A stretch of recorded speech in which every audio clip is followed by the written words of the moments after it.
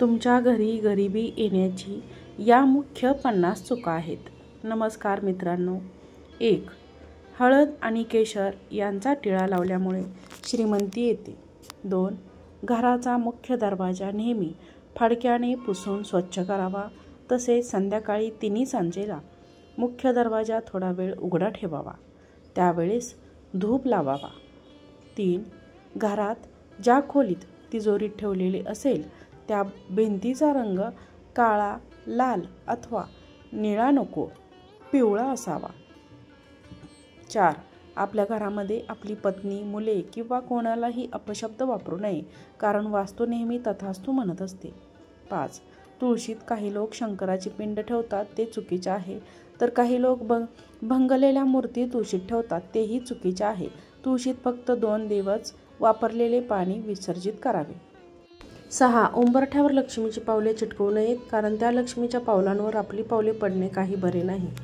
7. रोख रक्कम हातात पडली की ती घरी आणून ठेवा. पुढे देवापुढे ठेवा. कुठल्याही परिस्थितीत त्यातील 1 रुपयाही खर्च करू नका. दुसऱ्या दिवसापासून खर्च करायला सुरुवात करा. 8. आपल्या कपाळी मधल्या बोटाने गंध लावूनच नंतर पूजा करावी, म्हणजे ती पूजा पूर्ण होते. 9. पैशासंबंधी कामासाठी निघताना उजवा पाय घराबाहेर टाकून निघावे. गणेशास 1 लाल फूल मंदिरात वाहून समोर आलेले अपंग भिकाऱ्यास व वृद्ध भिकाऱ्यास पैसे देऊन त्यांचे मन संतुष्ट करावे, म्हणजे यश मिळते. 10. संध्याकाळ नंतर दिवे लागल्यावर कोणालाही पैसे देऊ नये. तसेच राहूच्या खोऱ्यात पैसे देणे घेणे व्यवहार करू नये. 11. सूर्यास्ता अगोदर मोठी खरेदी करावी. सूर्यास्तानंतर मोठी खरेदी केल्यास व पैसे दिल्यास लक्ष्मी नाश पावते. 12.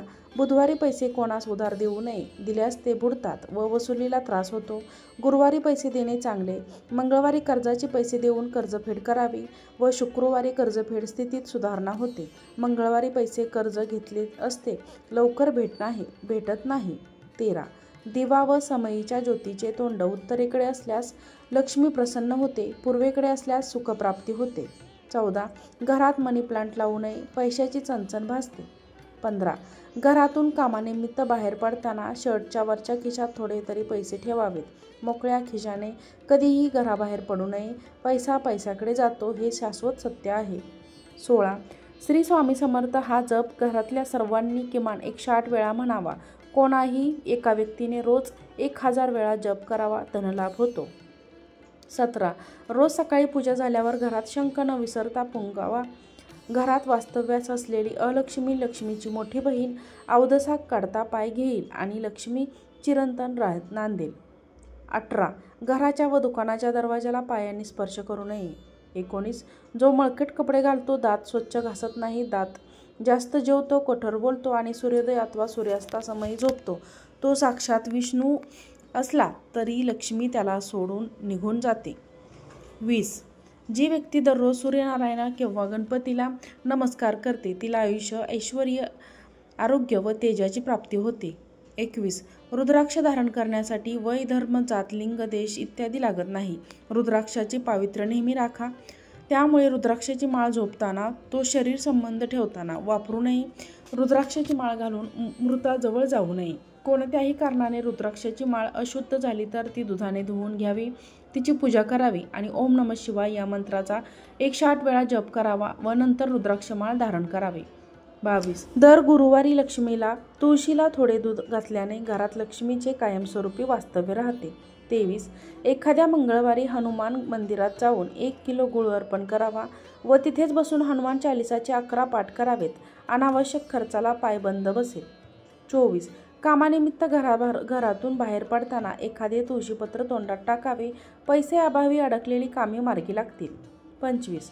दर पौर्णिमेला रात्री 12 नंतर लक्ष्मीचे वास्तव्य काही काळ अश्वत्थ वृक्षावर म्हणजे पिंपळावर असते आणि म्हणूनच ज्यांना शंका होईल त्यांनी अश्वत्थ वृक्षाला 10 प्रदक्षिणा घालावेत.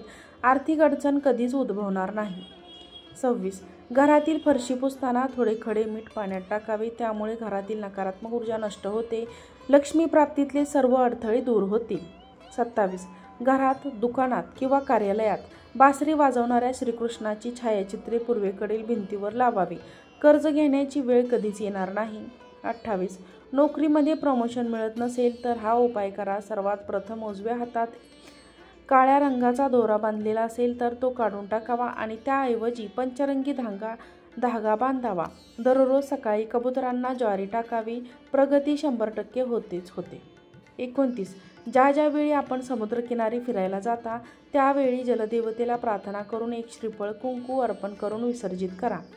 30. रोज रात्री पूजा केल्यानंतर किंवा लक्ष्मीपूजन केल्यानंतर घरामध्ये व्यावसायिक ठिकाणी शंख वाजवावा. कटकट निघून जाते. 31. उपवास करून शरीर शुद्धी होते. यात्रा करून शरीर बलवान होते. जप करून मानसिक विकास होतो. अनिष्ट ग्रहांची शांती केल्याने यश मिळते. धनरत्न जतन केल्याने लक्ष्मी स्थिर राहते. दान केल्याने धनदौलत व राज्य ऐश्वर्य लागते. वास्तुशास्त्रानुरूप घर बांधल्याने स्वास्थ्य मिळते. रत्न वापरल्याने मानसिक स्थिरता, शरीर बलाबते. 32. कुलदेवताचे वर्षातून एकदा दर्शन, अभिषेक व पूजा टाळाटाळ न करता करावी. तुमच्याकडे पैशाचा ओघ सतत वाहत राहील. 33. कोणत्याही महत्त्वाच्या कामासाठी घराबाहेर पडताना चमचाभर गोड दही खाणे अत्यंत शुभ व लाभदायक असते. 34. स्नान करूनच भोजन करावे. जेवण केलेल्या ताटात हात धुवू नये. मांडीवर व हातात ताट घेऊन जेवू नये. दक्षिणेकडे तोंड करून जेवू नये. 35.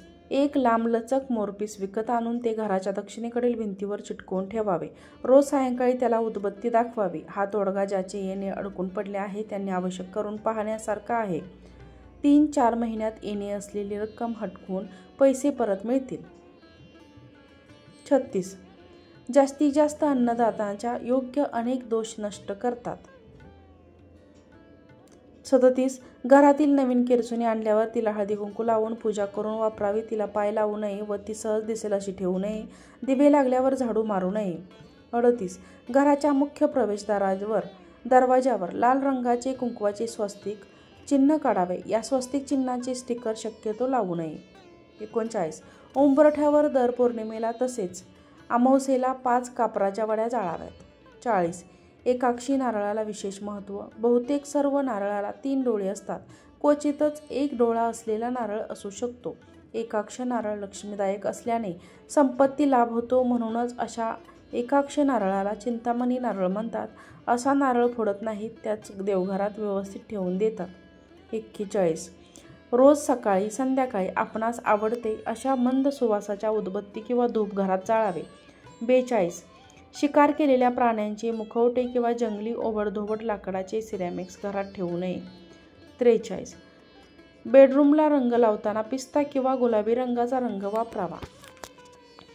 44. देवघराच्या देवाच्या फोटोबरोबर मृत व्यक्तींचे फोटो ठेवू नयेत. 45. मुख्य दरवाजास उंबरठा असणे आवश्यक असते.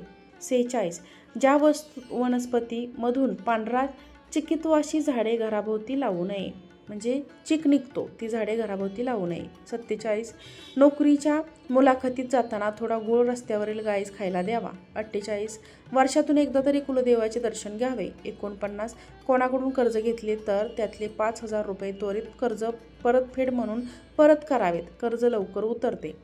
50. दसऱ्याच्या दिवशी एखाद्या गर्भ श्रीमंत व चारित्र्यवान व्यक्तीने दिलेली आपट्याची पाने चांदीच्या पितळेचे डबे ठेवून ती देवापाशी ठेवावी. अशा तऱ्हेने मिळालेली आपट्याची पाने ही धन देणारी असतात. वरील व्हिडिओ तुम्हाला आवडला असेल तर चॅनलला लाईक करा, चॅनलला सबस्क्राईब करा आणि हा व्हिडिओ शेअर करा. आजचा व्हिडिओ पाहिल्याबद्दल तुम्हा सर्वांचे मनापासून धन्यवाद. श्री स्वामी समर्थ.